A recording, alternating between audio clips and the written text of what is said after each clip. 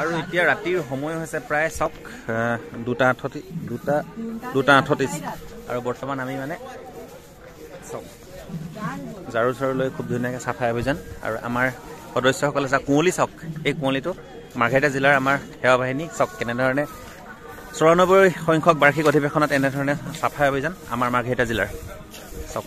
খুব ধুনীয়া আৰু এইফালে ময়ো লৈ লৈছোঁ খুব ধুনীয়াকৈ আচলতে চাফা কৰা হৈছে আৰু এনেধৰণে আমি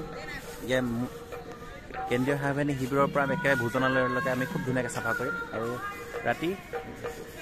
2:38 যিটো সময়ত আচলতে একফালে দেখা যায় যুৱ সমাজৰ যি বিশৃংখল আৰু উশৃংখল যি অৱস্থা আজিৰ দিনত দেখা পোৱা যায় আৰু আনহাতে শ্ৰীমন্ত শংকৰদেৱ সংঘৰ এই যুৱসকললৈ মন কৰক আৰু এইসকলে হৈছে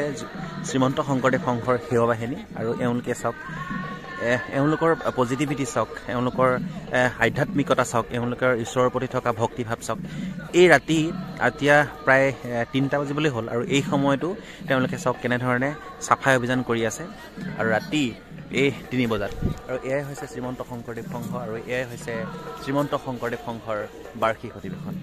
এই ঘন আচলতে কুঁৱলীত আৰু এই ৰাতিপুৱাৰ সময়ত এতিয়া প্ৰায় 3:30 মান বাজিছে আৰু এই সময়ত যিটো সময়ত নেকি মানুহে কম্বলৰ তলত সোমাই থাকি আচলতে খুব জাৰৰ আমেজ লৈ থাকে আৰু সেইখিনি সময়তে আমাৰ মাৰ্ঘেৰিটা জিলাৰ যিসকল সেৱা বাহিনী আছে সেইসকল সেৱা বাহিনীয়ে খুব ধুনীয়াকৈ এনেধৰণে আচলতে চাফাই অভিযানত নামি পৰিছে এই ঘন যি কুঁৱলী আছে এই কুঁৱলীকো নেওচি নিজৰ অনুষ্ঠানটোৰ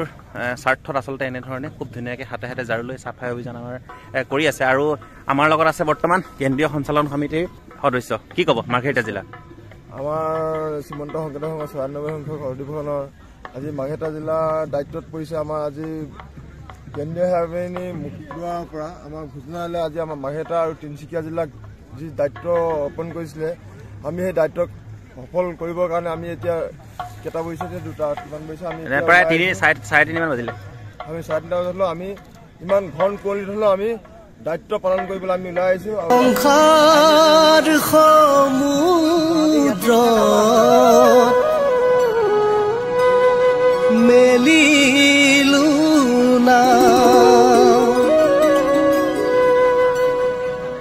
শ্ৰীমন্ত শংকৰদেৱ সংঘৰ আচলতে কালিলৈ মানে আজিও হয় আৰু কাৰণ এতিয়া প্ৰায় ৰাতি পুৱা অৱস্থা হৈ গ'ল কাৰণ চবফালে খালি কুঁৱলী হৈ আছে চাফাই অভিযান যিহেতু চলি আছে